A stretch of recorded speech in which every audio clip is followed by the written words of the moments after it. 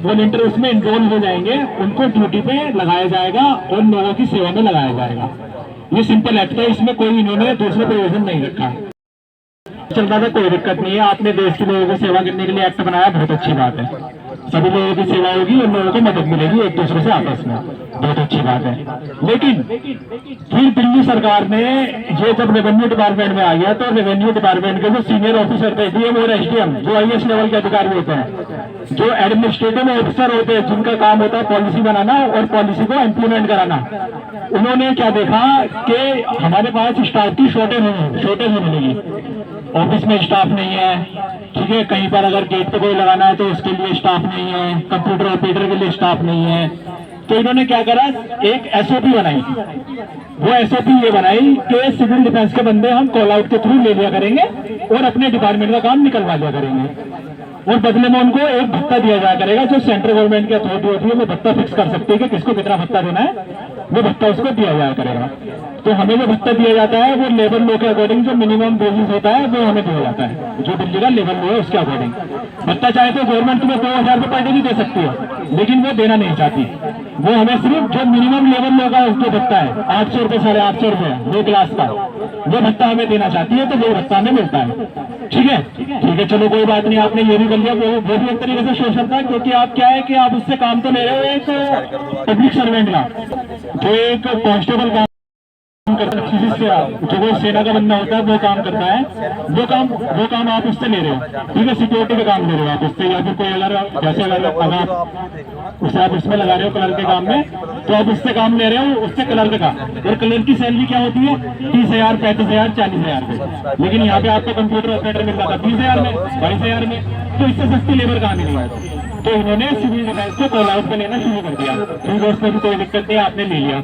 लेकिन जो आपने लिया तो उसका उसमें कीमत चलना कभी नहीं कर सकता हूँ, और 4 दिन में बाहर कर सकता हूँ। उस चीज में ये क्या कहते हैं कि ये तो सरकार की पॉलिसी,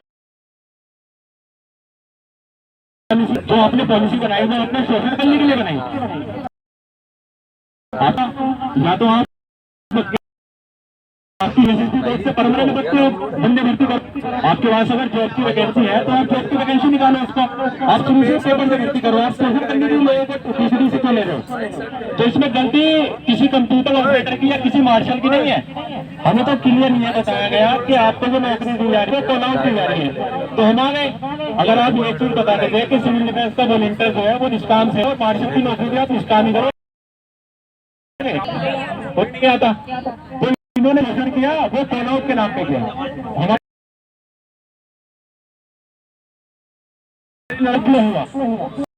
सरकार, अभी मैं आपको बताना चाहता हूँ, जो सरकार की मार्शल स्कीम अभी बंद नहीं हुई है।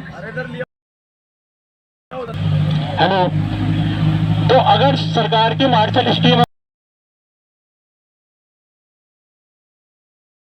अभी छानने में अपनी जो मार्शल स्कीम है वो भी बंद नहीं करी है, पशु मार्शल अब भी चल रहे हैं। और सरकार का नहीं है कि हम इस पॉलिसी को कंटिन्यू रखना चाहते हैं। कैलाश गणपत जी ने प्रेस कॉन्फ्रेंस में क्लियर कहा था कि हमारी जो मार्शल स्कीम है वो हम कंटिन्यू रखेंगे। तो आप जो रोजगार मांग रहे हो वो मार्शल स्कीम के अंडर मांग रहे हो, आप दूसरे रोजगार नहीं मांग रहे हो। आपकी डिमांड है कि आपको मार्शल बनाया जाए, या आप जिस विभाग में थे उसी विभाग में आपको रखा जाए। आपकी डिमांड ये है, आपकी डिमांड ये नहीं है कि आप सिविल डिफेंस में चेंज करो या सिविल डिफेंस के थ्रू हमें नौकरी दो। हमें जो नौकरी थी, हमें हमारा रोजगार कंटिन्यू चाहिए, हमारी डिमांड ये है और उसके लिए हम आ रहे हैं। सिर्फ ये आपकी डिमांड है। सिविल डिफेंस क्या था उससे हमारा कोई मतलब नहीं, सरकार उस पर क्या डिसीजन लेगी उससे हमारा कोई मतलब नहीं। हमें कॉल आउट पे बुलाया था और कॉल आउट के थ्रू हमें नौकरी दी थी, हमारा उससे मतलब है।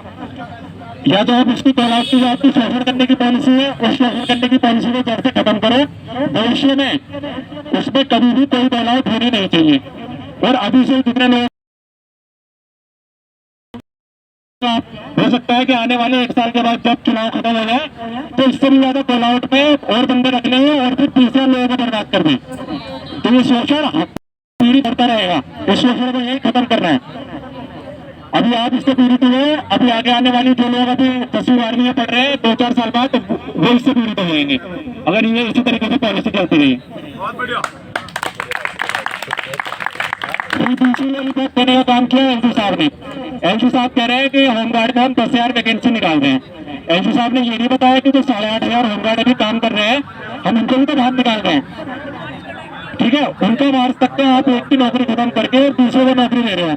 ये आप देश चला रहे हो या आप शोषण करने का धंधा चला रहे हो? शोषण करने का धंधा चला रहे हो। ये जो लोगों की सेवा करने के लिए बैठे हैं, इनका मकसद सेवा करना नहीं रह गया, इनका मकसद रह गया राज करना। एलजी साहब होली में घूमते हैं, उनके साथ स्टाफ घूमता है, कम से कम 15 बंदे का स्टाफ। इसका डेली का खर्चा कितना होगा? कम से कम 3 लाख रुपया खर्चा है डेली इसका। डेली का खर्चा जो खर्चा होगा वो पैसा किसका?